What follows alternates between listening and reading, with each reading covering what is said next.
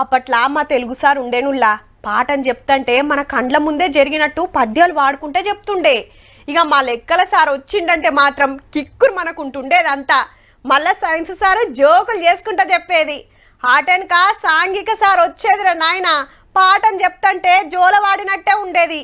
నిద్ర కట్టలు తెంపుకొని వస్తుంటే సుత బల్మీటికి ఆపుకునేది కొడతాడని. ఇట్లా ఒక్కో టీచర్ పాఠం చెప్పే తరిక ఒక్కో తీరులు ఉంటది. ఇంతకు ముచ్చటేందంటే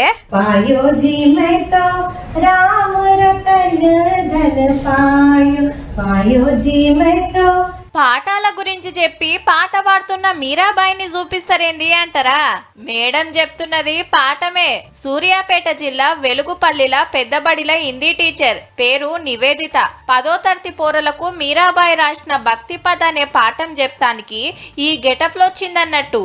ఇక పాఠం అంతా పాడుతుంటే ఇంట్రెస్టింగ్ ఇన్నారు పోరలు. మేడం చాలా పాట పాడుతూ డాన్స్ చేస్తున్నట్టు చెప్తే చాలా మంచిగా అర్థమైంది. మేడం ని చూస్తుంటే సేమ్ మీరాబాయి లాగానే అనిపించింది. చాలా బాగా అర్థమైంది.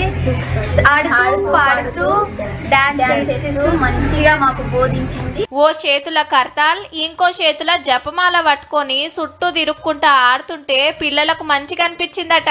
అప్పట్లా మీరాబాయి కృష్ణుని కోసం ఇట్లనే పాడింది కావచ్చు అనిపిస్తట్టు చేసిందన్నట్టు. నేను సడన్ గా వచ్చాక పిల్లలందరూ ఆశ్చర్యపోయారు, టీచర్స్ అందరు కూడా ఆశ్చర్యపోయారు.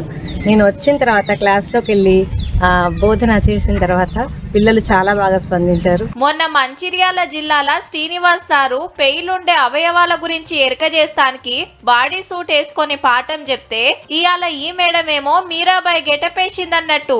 టైంకి వచ్చినమా క్లాసులు చెప్పినమా వెళ్ళిపోయినమా అన్నట్టు కాకుండా గీ తీర్ల తనలాడుతున్న టీచర్లను చూసి మురుషుడు కాదు, వాళ్ళ ఆపచ్చనేందో పిల్లలు సుత అర్థం చేసుకోవాలి. రామ రతన ధన పాయో జన